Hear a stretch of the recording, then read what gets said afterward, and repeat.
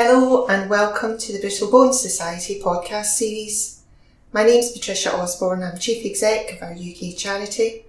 One of the key objectives of the Brittle Bones Society is to offer approved healthcare facts and information surrounding living with OI. Today we'll be discussing scoliosis and spinal surgery, and we're delighted to have with us Mr. Adrian Gardner, consultant spinal surgeon at Birmingham Women's and Children's Hospital and the Royal Orthopaedic Hospital in Birmingham, where he's also Director of Research and Development. He's an honorary senior clinical lecturer and a PhD candidate at the University of Birmingham and member of an examination board for the intercalated BSc in Anatomy. Mr. Gardner is also a clinical trials scholar at the University of Birmingham's Clinical Trials Unit, as well as a member and local principal investigator for the Growing Spine Study Group. His research interests include adolescent idiopathic scoliosis and surface topography, early onset scoliosis of all etiologies, and the measurement of outcome from surgical procedures, complemented by his membership in professional bodies such as the British Association of Spinal Surgeons, the British Scoliosis Society, Eurospine, and the Scoliosis Research Society. Mr. Gardner was appointed to the Brittle Bones Society Medical Advisory Board in 2018 and provides a wealth of knowledge and experience in scoliosis and spinal surgery. So, Mr. Gardner, thank you so much for agreeing to the interview today. And to get things moving, we'd like to ask a few questions. Certainly. First of all, what are the spinal problems seen in OI? So, osteogenesis imperfecta and the spine is complicated and tends to affect both the cervical spine and separately the rest of the spine. In the cervical spine, osteogenesis imperfecta can present with a condition called basilar invagination, where as the skull bones are soft, the weight of the skull deforms the head onto the top of the cervical spine, and the cervical spine can protrude into the skull and compress the base of the brain. Now, that's particularly not something I do, and that's a neurosurgical issue. As for the rest of the spine, osteogenesis imperfecta tends to present in my world as either scoliosis, which is the spine bending and twisting, or spondylolisthesis, where one vertebral body moves forward on another, and that's usually at the very base of the spine. In all honesty, the biggest issue we tend to see is scoliosis. If we may ask, Mr. Gardner, how do the different types of scoliosis present in different age groups, and what are the particular issues for scoliosis in those aged under 10? So, in general, scoliosis of any cause presents as two groups, under 10 and over 10. The over 10 group are essentially children that have gone through the majority of their growth, and so their issues are related to pain, progressive deformity and asymmetry, and mobility, but not related to the particular issue that affects the under 10, which is the development of the thoracic cage, underlying lungs and respiratory function. If you are under 10 and you have a deformity of the thorax, which includes a spinal deformity pushing into the volume of the thorax, the lungs are restricted in growth. And at the same time, lungs are trying to develop. A restriction of that can lead to a loss of total lung function, which then presents later on in life with respiratory difficulties. So particularly for any etiology, and that includes osteogenesis imperfecta, those under the age of 10 present a particular challenge as we're trying to control the curve and continue the spine growing.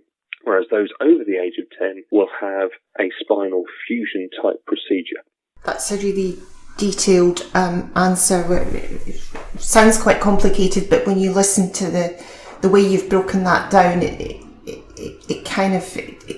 I'm sure that would be really, really useful and helpful for people to hear it explained in such minute detail. Could we ask you, Mr. Gardner, what is your experience of growing rods in OI? I think perhaps the answer is, what is my experience of growing rods full stop, and then how that fits with OI. So Birmingham is particularly well known for developing what's called traditional growing rods as a mechanism of lengthening and controlling the spine in the early onset, under the age of 10 group.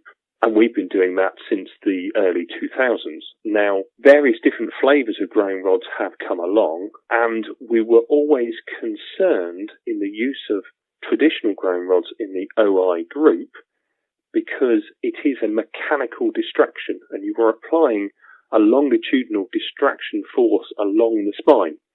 And if the bone is fragile, then the risk of fracture increases. And thus, I don't think anybody had any real experience of growing rods in OI particularly. In the recent time, the Magic rod has come along, and this is magnetically lengthened growth, which is an outpatient procedure. And because it's an outpatient procedure not requiring surgery, it can be done more frequently and thus is less force applied for a lesser distraction because you can do it more often. We recently, and have written up, our experience of one young lady with type 4 osteogenesis imperfecta who had a Magic rod inserted for a progressive scoliosis at the age of 6.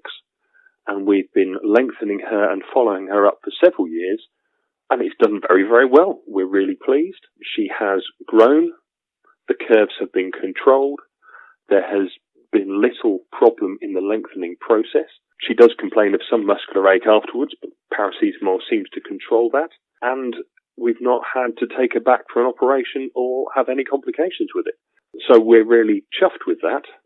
It's fair to say that the Magic rod isn't the solution to all problems, but it most definitely has moved things forward, particularly in this group, where we've got more control over how we are lengthening the spine, because of the ability not to have to take the child to theatre every 6 months. Well, thank you, Mr. Gardner. That's a really uplifting answer. That I'm sure the fantastic outcome that you've just explained will be of enormous benefit to many of our listeners to know that you're having such great success in this particular instance.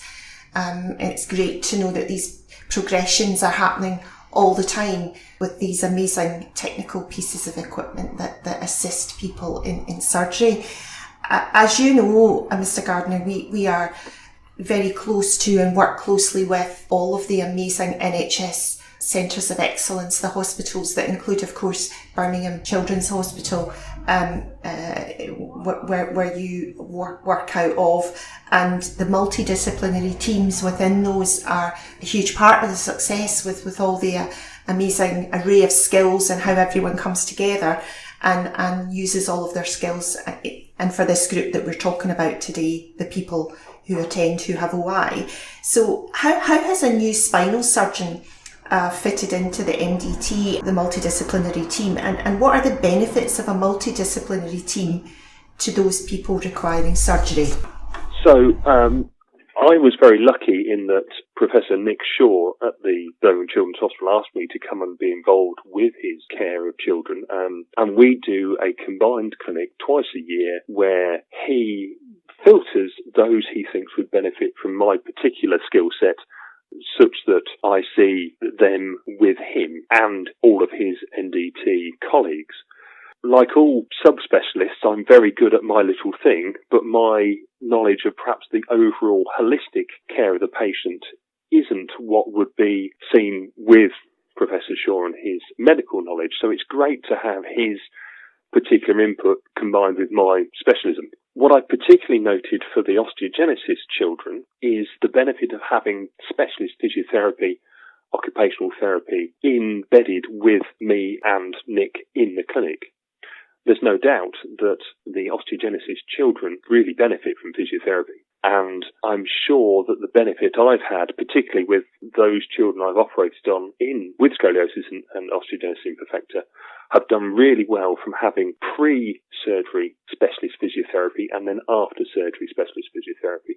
And in some ways, I suspect that's made as much difference to the child as I've done with my surgery. So having your friends around you with the specialist knowledge that you can call on means what I do is magnified tenfold. Thanks, Mr. Gardner. I think that's a really succinct reply, and it kind of sums up, I guess, the way we at the Brittlebone Society, the staff, with our own experience of taking our workshops and roadshows out there across the UK and talking to families who benefit from the wonderful care they receive at highly skilled centres of excellence like Birmingham, where, as you rightly say, all that fantastic knowledge comes together and all of the different specialisms work together. It's certainly a recipe for success.